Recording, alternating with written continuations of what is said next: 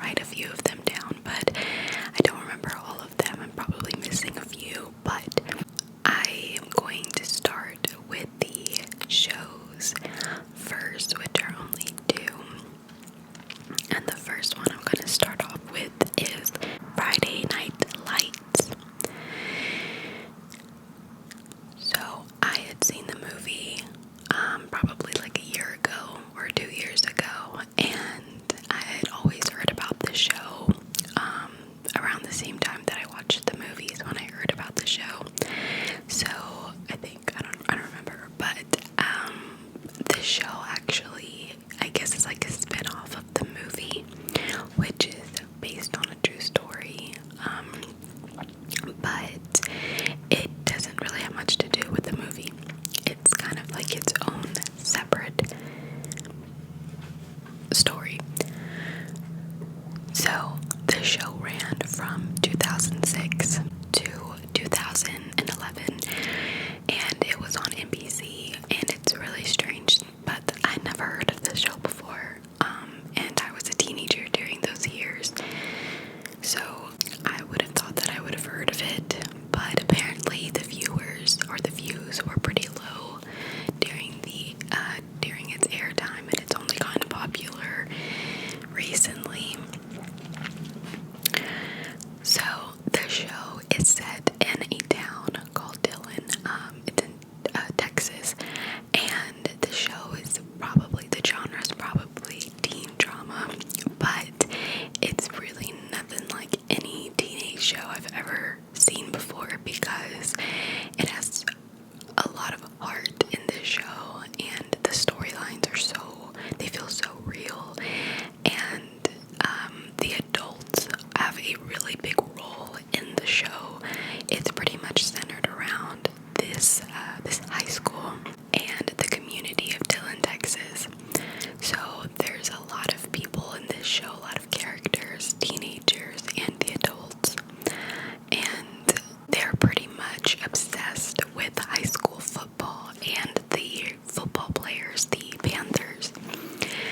And I don't know if it's like this in other states, but I know in Texas, high school football is a pretty big deal, just football in general.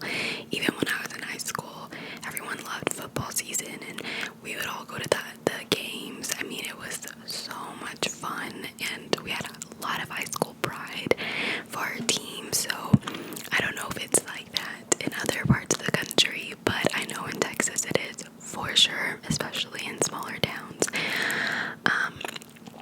So yeah, that's pretty much the overall gist of the show, and I loved it so much. I got really sad when I finished the show, and I don't know if anyone else gets this way, but I start to feel like depressed. Like the sadness is so uncomfortable. Like, I don't know, I guess I just get so attached to the characters and the story that I get really sad when it's over, and that's kind of how I've been feeling these past couple days. So there's 5 seasons, and the first season is pretty good. The second season is definitely the least favorite of the whole show, because there is a storyline that is very odd and feels very misplaced within the show overall, but I still liked it because I liked the first through the third season, because the fourth and the fifth season, a lot of the main characters, or a lot of the original characters, are gone. They graduated high school already, so they're no longer on the show, and I think like one of them comes back at the very end, and it's just not really the same.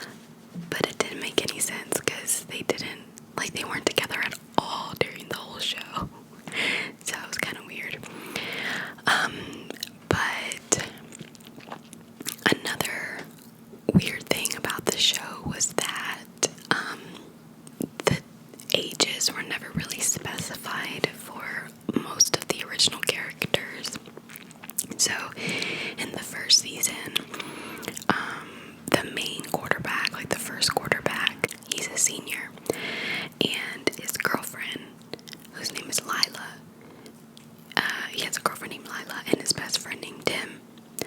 And the quarterback, Jason, like I said, he's a senior, right? And his girlfriend Lila and his best friend Tim. Well, after season 1, Jason, he graduates, whatever. But then season 2 rolls around and Lila and Tim are still in high school. So it's like, oh, okay, I guess they were not the same age as Jason, right? And then season 3 comes around and they're still in high school. And it's just so weird because then you realize, okay, so they were sophomores in season 1. They weren't seniors like Jason. And the second quarterback, Matt, he was also a sophomore the whole time, which they did say in season 1 that he was a sophomore, but that just brings me to someone else, which was his best friend, Landry. And Landry, they're best friends throughout the whole show, and it's not until season 3 where Matt is a sophomore, right, with Lila and Tim, and then when season 4 comes around, they graduate, or season 4, they already graduated, so they're not in high school anymore, but Landry's still in high school.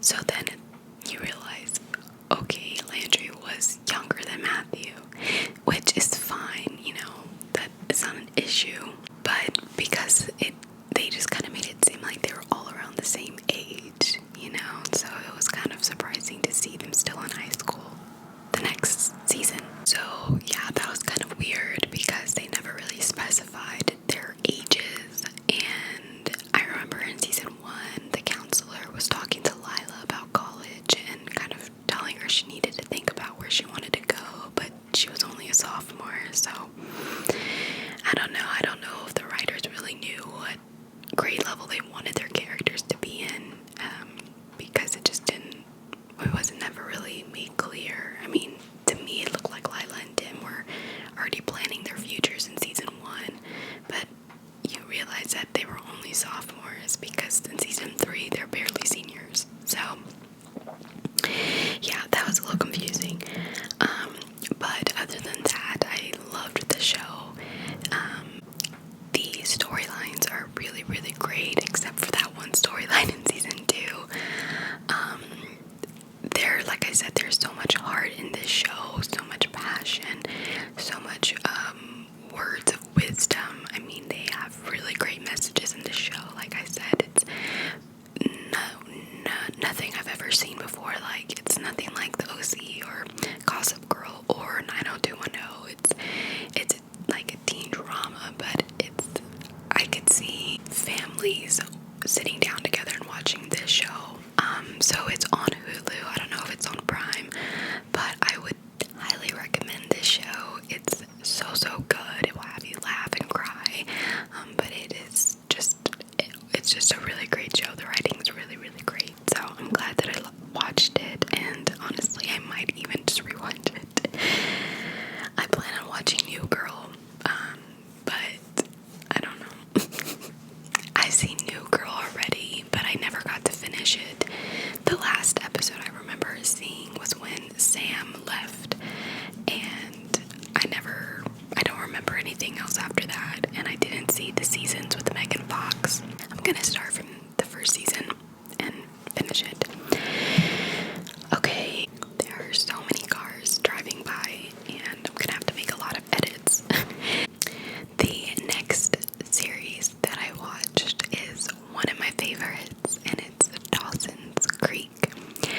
So I had seen Dawson's Creek when I was very small, when I was about 10 years old, and I remember Dawson's Creek because Dawson's Creek finished, it ran from like 1998 to the early thousands, maybe like 2003, I don't really remember. So I was really, really small when that show was coming on, but I didn't watch it until I was about 11.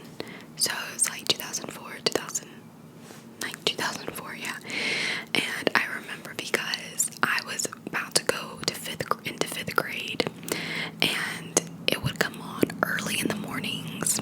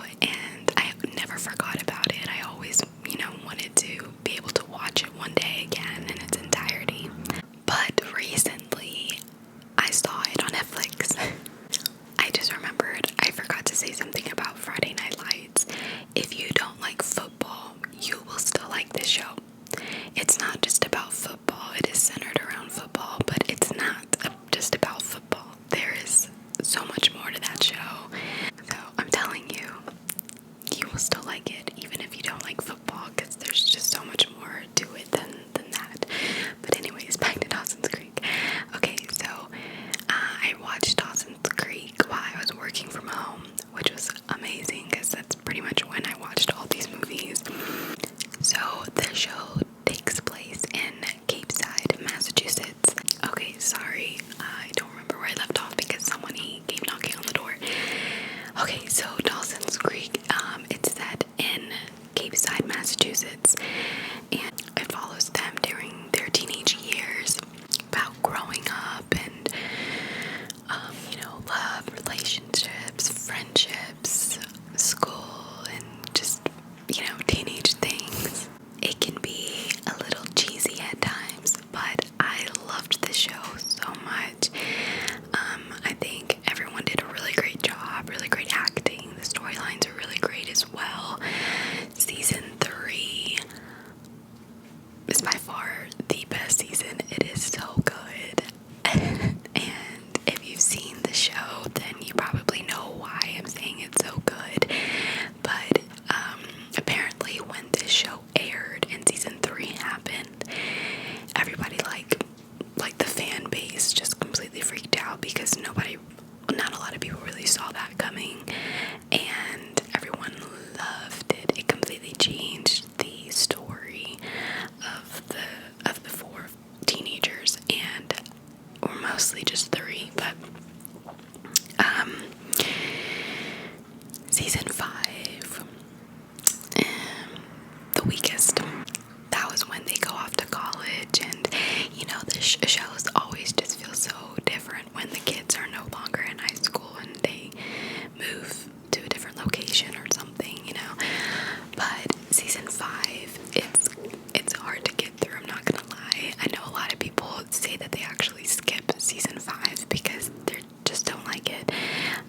Season 6, it's okay, and it gets better towards the end, or like the middle to the end, but season 3, man, I mean, it's just a really great season.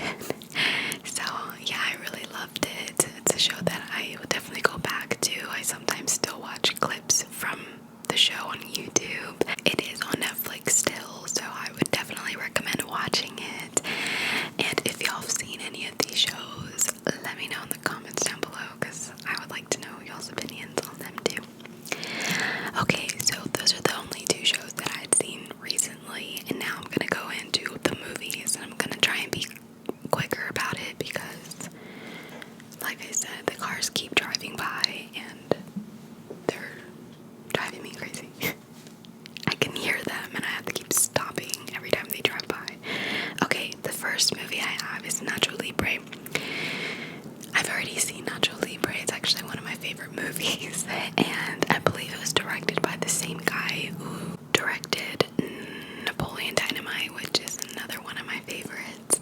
So if you've ever seen Napoleon Dynamite, then it kind of has that feel to it, Nacho Libre, but it's basically about this man who, he lives in an orphanage with, he's like, I don't even know what he's called, but he lives in an orphanage, and he cooks the food for the orphans, and they aren't that they're kind of like, they're pretty poor, the orphanage, they don't really have a lot of money, and he wants to, provide better meals for the kids and whatnot, and so he decides to take up wrestling because he finds that, you make a lot of money wrestling.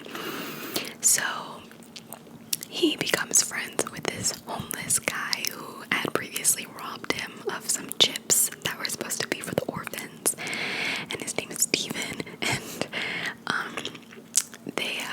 they team up together and they become wrestlers, and they start fighting amongst other wrestlers, and at first they suck and they are horrible and they lose all the time, but they still get paid for losing. But he talks about wanting to go pro and whatnot, and it's kind of becomes a conflict because in his church and at the orphanage, it's kind of, wrestling is frowned upon, and too because all these people start to idolize these wrestlers, which you're not supposed to have idols. Oh, because it's like a Catholic orphanage, so they're pretty religious. But it's a really funny movie. Nacho played by Jack Black, and he's hilarious. So I love this movie. It's really funny. It, like I said, it has that same tone that Napoleon Dynamite does. So if you weren't a fan of that movie, I don't know how you would feel about Nacho Libre, but I love it, and I quote that movie pretty often with one of my friends because we really like that movie. So yeah, I like that one. The next one is The Impossible. I kind of like totally forgot about this movie. So The Impossible is actually based on a true story about a real family who, dang, I should probably have done better research on this because I kind of forgot.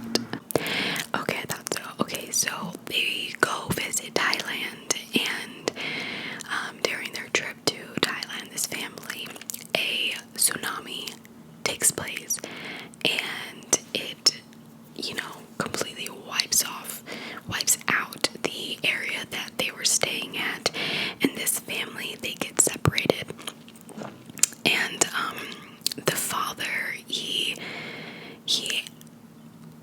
found, or he was able to stay with the two younger children, and the mother was able to find their eldest son.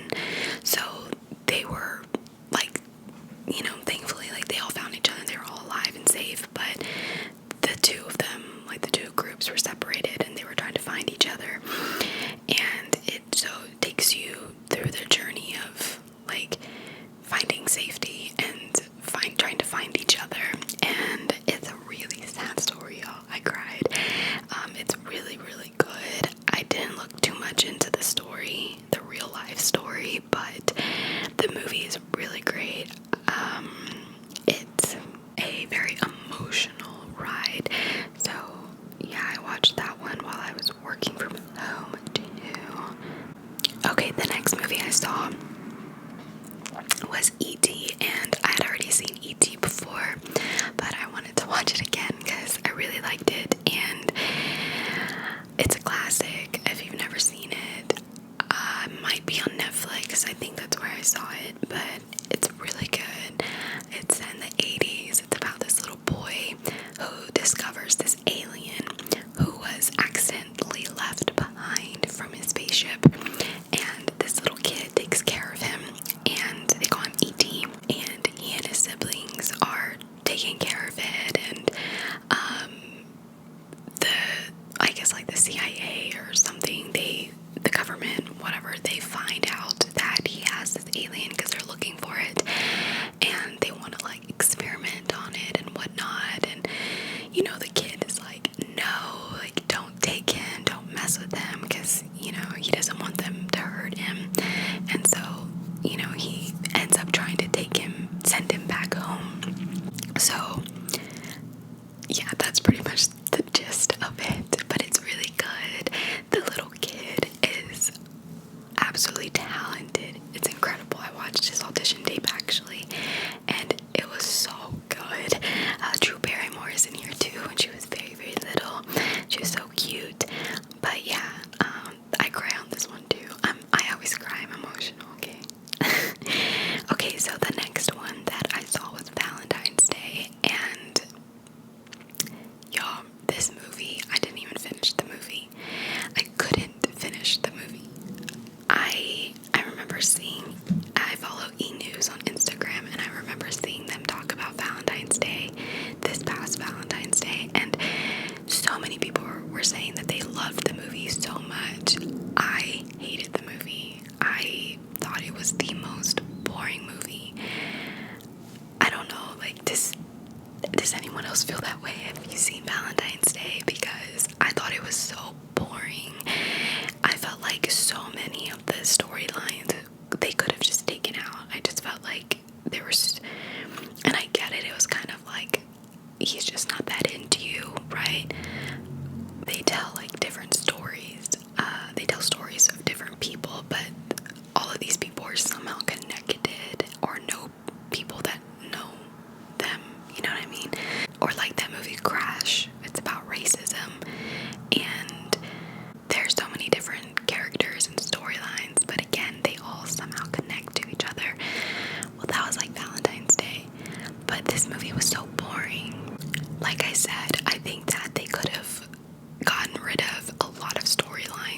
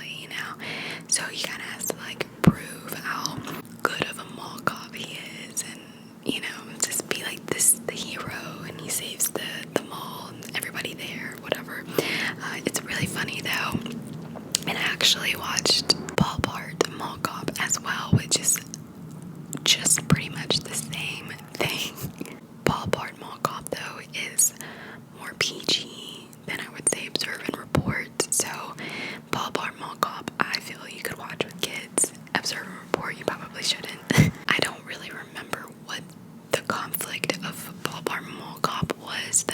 I believe somebody was trying to rob the bank there, or something like that. And again, Paul Blart, he's not taken seriously. He's kind of like a joke to everyone at the mall, including the customers.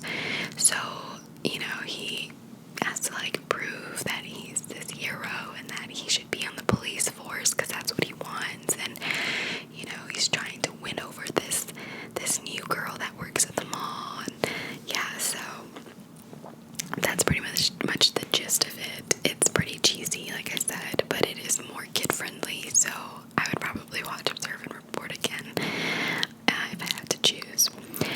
The next movie is Sleepover, and it's a very old movie. Not that old, but early thousands movie. I saw it around that time. I was very young, and I remember I wanted her room. Her name is Julie. I wanted her room so bad. But basically, it's about these girls who have a sleepover, and this popular girl, they're all in 8th grade, they're about to go to high school, and this popular girl goes over, who used to be like one of their friends, but she became really popular and now hangs out with the cool kids. And she goes over to their house and tells them like, hey, we should make a bet. Whoever, like, let's do a scavenger hunt, and whoever loses has to sit at the tables at lunch near the dumpster, which are like the loser tables. So everybody wants to sit at the table near the fountain in high school, and so that's where they want to sit, all of them, but only one group will be able to sit at that table, and the group that loses the scavenger hunt has to sit next to the dumpsters where all the losers sit.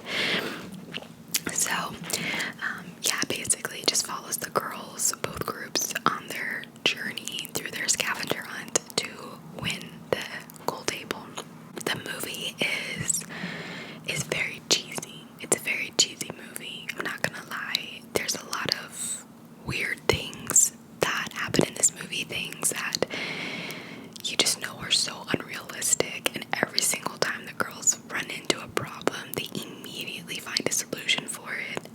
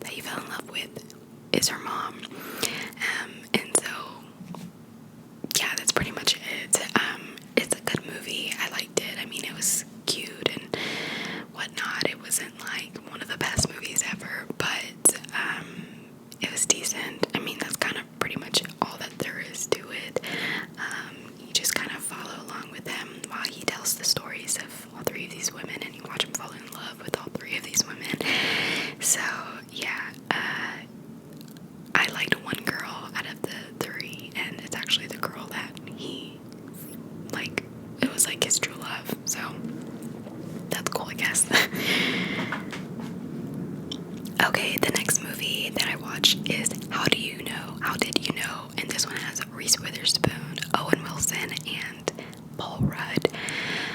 I'd never heard of this movie before, and honestly, I don't really know how I feel about it. It was kind of weird. Basically, Reese Witherspoon was like, I think she was a tennis player. I don't remember. She was an athlete, and she can no longer play. I don't even remember why. I watched these movies last year, so I'm sorry. I don't really remember too much about some of them, but I don't really even know. Like, I don't remember why she couldn't play or what was going on, but she starts to date like Owen Wilson, and he's an athlete too, but like they kind of have issues within their relationship, and Paul Rudd is swoon over her, and I don't even remember what his deal is. Like, he has a whole issue going on his side of the story, but he really likes Reese Witherspoon. I don't remember, like, it was kind of weird. I don't know, maybe I just wasn't that interested in the storylines, but I don't really remember, and I didn't really understand like what the purpose of all of this was going on. You know, usually movies kind of have a message, and I didn't get the message of this movie. Like I said, maybe I wasn't paying attention, or maybe I'm just dumb, I don't know, but I don't really know what the purpose of this movie was. It was kind of random. You know how like actors, sometimes they do movies where they're very forgettable movies. You know, it's kind of like, oh, I didn't know they were in this movie, because the movie probably went straight to DVD. I feel like that's what this movie was. It's kind of like one of those movies that they did that went nowhere really. I don't know. It was okay, but I mean, obviously it wasn't that memorable because I don't really remember that much about it. But anyways, next movie is one of my favorites, and I've seen this movie quite a few times. I love it, but I decided to watch it again because I just saw it on Netflix and I wanted to watch it, and it was One Flew Over the Cuckoo's Nest. And this movie, oh my gosh, is so good. It has Jack Nicholson in it, and basically he is actually half the movie too, but basically he's a criminal, and to avoid going to jail, he is claiming that he's crazy, and so they decide to admit him to a psychiatric hospital for the nurses to evaluate him, the doctors as well, to see if he's really crazy or not, or does he need to go to prison.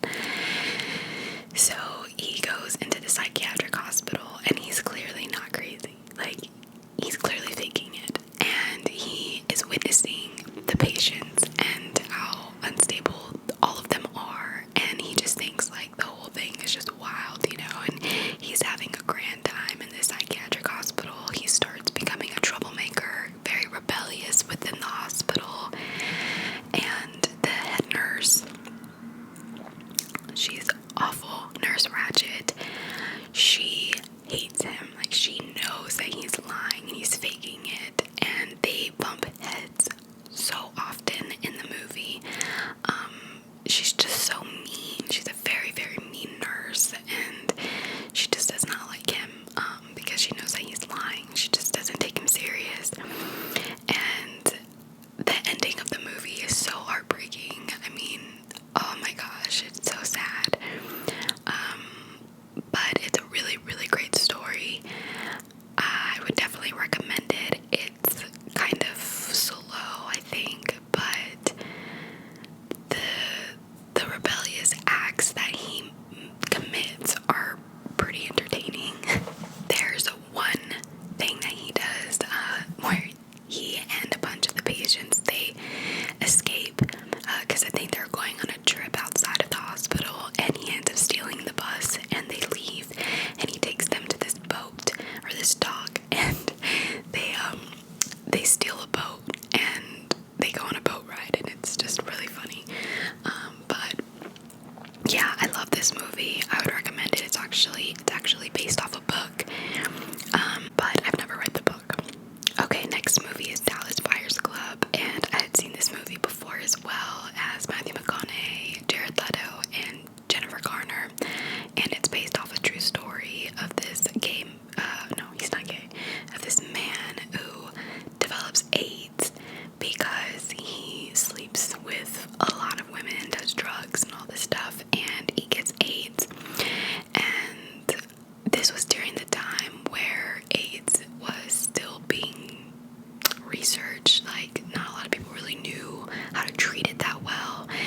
and the treatment that was available wasn't really helping people. His character decides to do his own research. Matthew McConaughey's character does his own research, and he discovers so many treatments for patients who have AIDS that will help them live longer.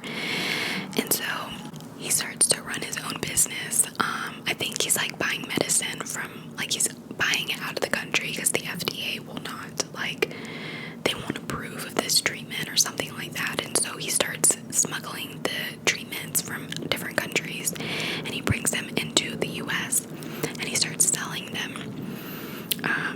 And that's where it's called the Dallas Buyers Club. And Jennifer Garner plays the doctor who was trying to treat him. And she kind of like, she starts to realize that the treatments that he's giving to patients is actually helping people. But, you know, they're doctors. They have a problem with it. They don't want him to. I guess they're not ready to approve the treatments yet.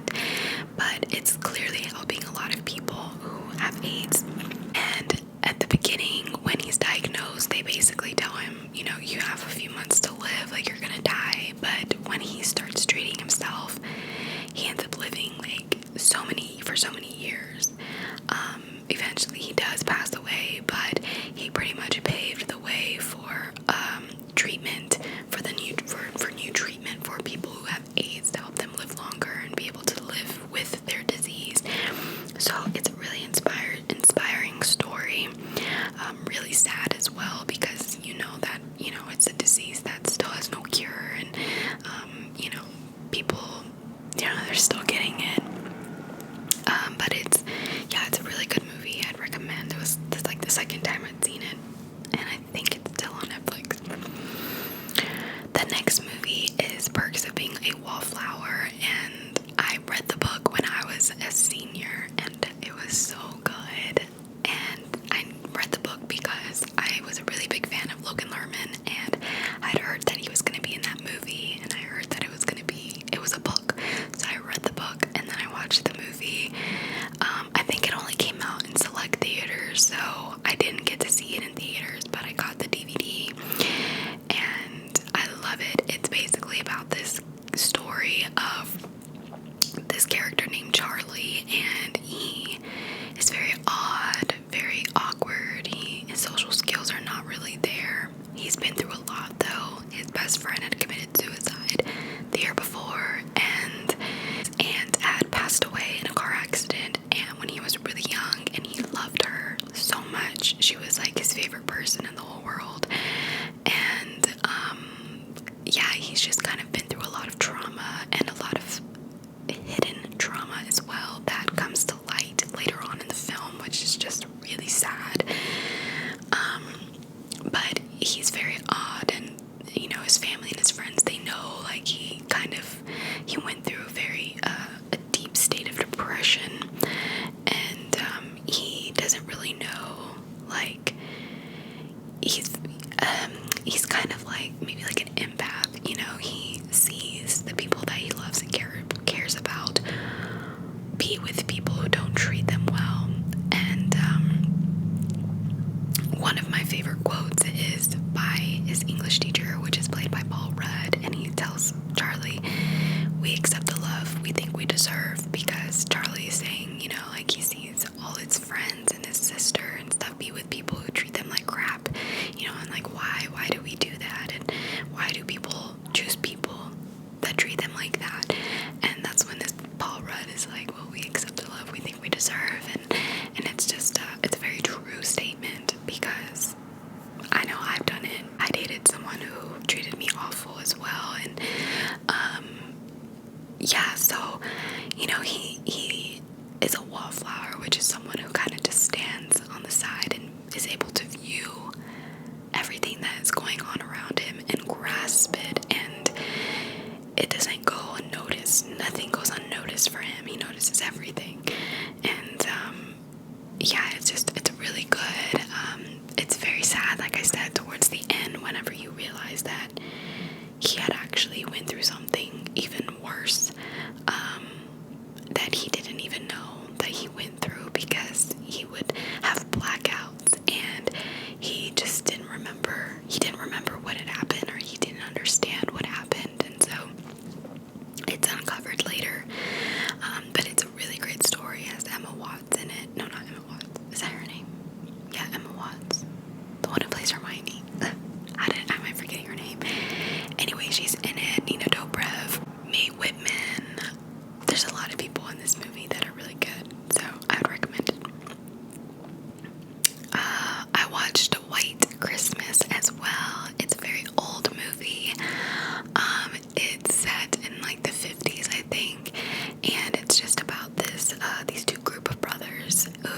these two brothers who are singers, and they're pretty famous. And they go out to see these performers, these two it's a sister act. They go see them perform because they're trying to make it big.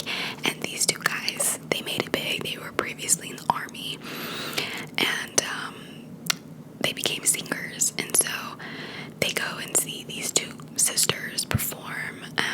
I guess to kind of give them like professional advice and stuff. And well, they find out that the sisters are like on the run or something. Like, I can't remember why they had to leave, but they go on the run and they go along with the sisters, and they both like them, you know, they kind of have a thing for them.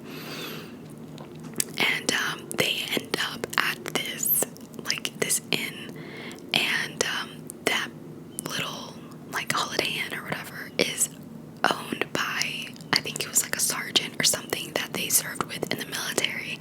And they had no idea. They're like, oh my gosh, like it was a little reunion. And they end up finding out that he's about to lose his home and his little business because their business is very low and whatnot. And so the brothers and the sisters decide to throw like this huge reunion with all of the military and all of the men that served in the war.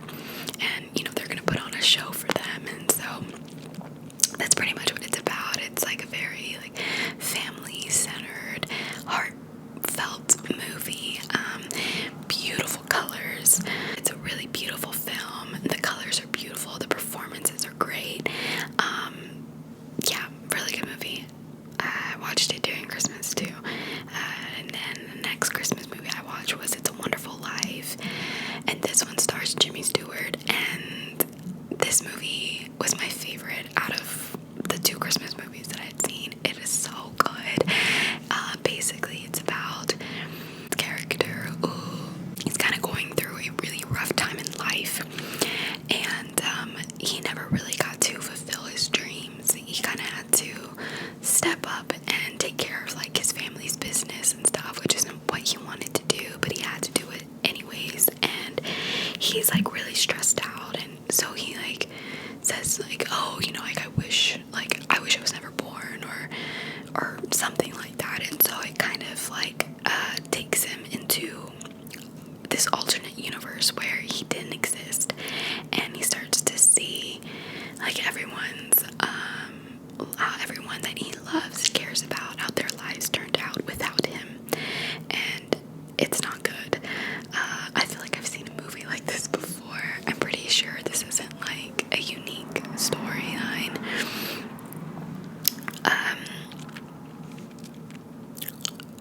I want to say even Stevens actually did an episode kind of like this. But anyways, yeah, it's a really good movie. The strange thing about it is that I watched it in color, and every time I see clips of it, it's always in black and white. So I don't know how I got it in color when I watched it. But anyways, it's a good movie. He starts to realize that his life had a lot of value for other people too. So the next movies, I watched the Jurassic Park trilogy. Classic movies. The first one is, of course, the best. I loved it. The third one is very different from the other two. The first two, it's the least favorite out of all of them, I'm pretty sure. But I don't know. I feel like everybody knows what Jurassic Park is, so I'm just gonna go over that. But it's great. The next one is 30 Minutes or Less. So that one, I don't remember the names of the actors in the movie, but they're pretty well known. The only one I remember is Danny McBride, but basically Danny McBride, he's like this rich kid, whatever, who is about to, like, he doesn't get along with his dad. I think his dad won the lottery, and his dad, he doesn't get along with him, and he decides that he wants to kill him. And so he's like, we need to kill him so that we can have all the money.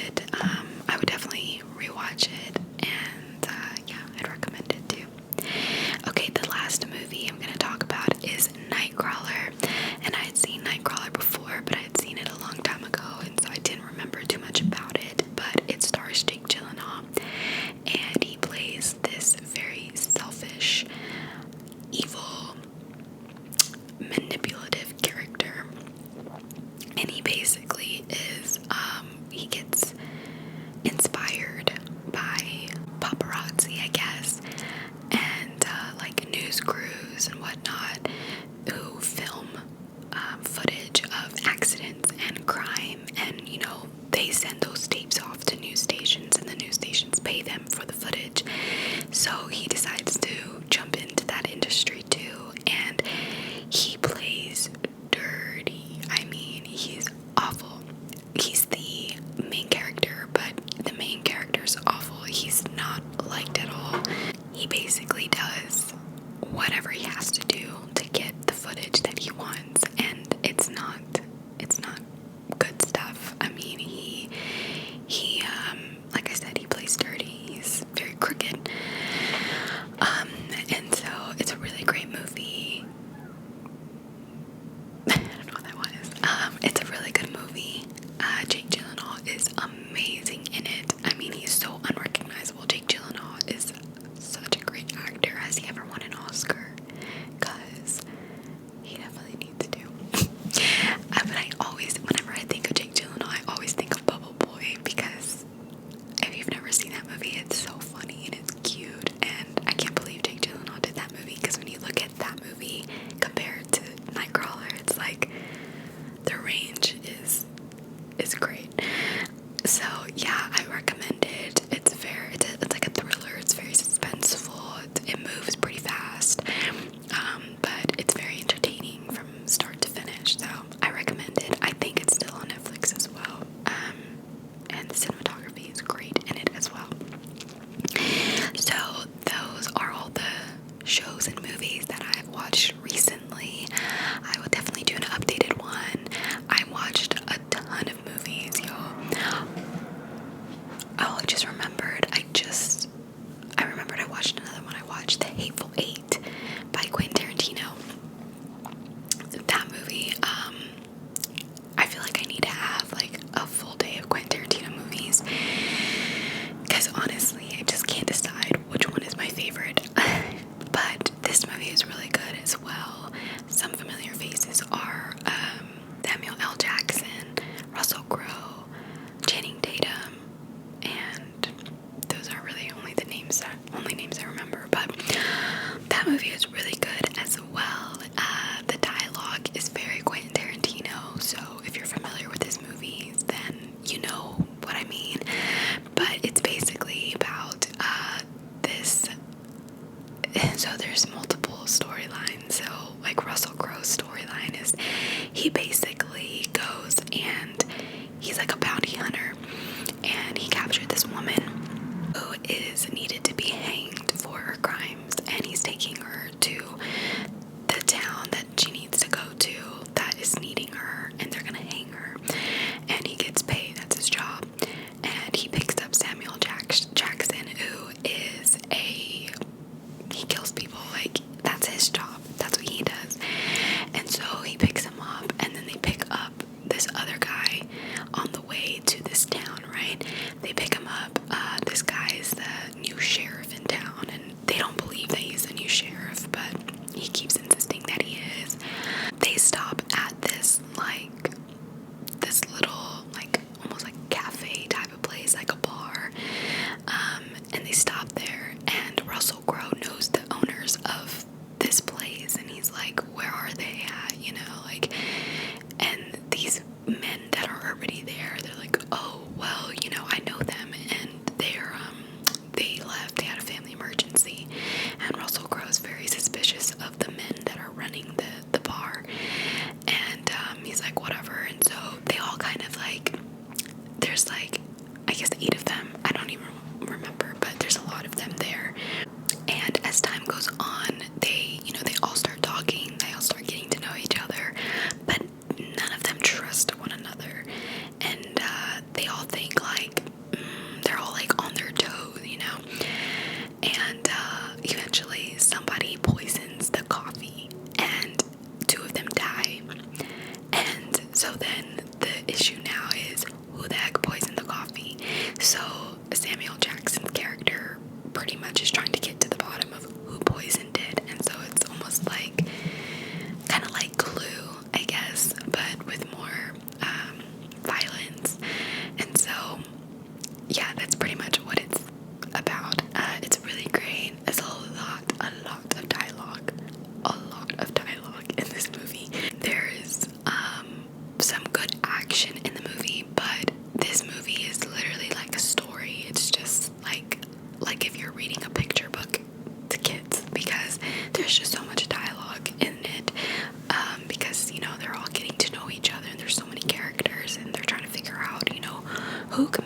his poisoning act. But it's really good. I enjoyed it. At the beginning of the movie is kind of slow, but once they get to the bar, I don't know if you can hear that bird. Once they get to the bar, it picks up. I wouldn't say that's my favorite Quentin Tarantino movie, but I think it's pretty good. I'm gonna go ahead and end the video now because this video is very long, I already know, and I would definitely do more of these because y'all know I love movies and shows. So